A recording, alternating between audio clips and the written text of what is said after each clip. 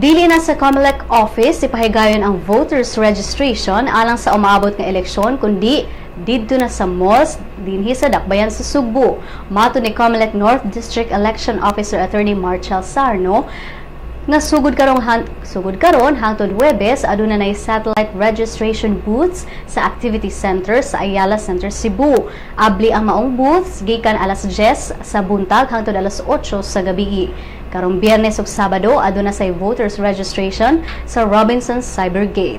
Mato ni Sarno nga ang COMELEC office sa Osmeña Boulevard mo-issue lamang og voters certification. Sa Oktubre 31 na ang deadline sa voters registration ug walay gi-issue nga extension ang COMELEC.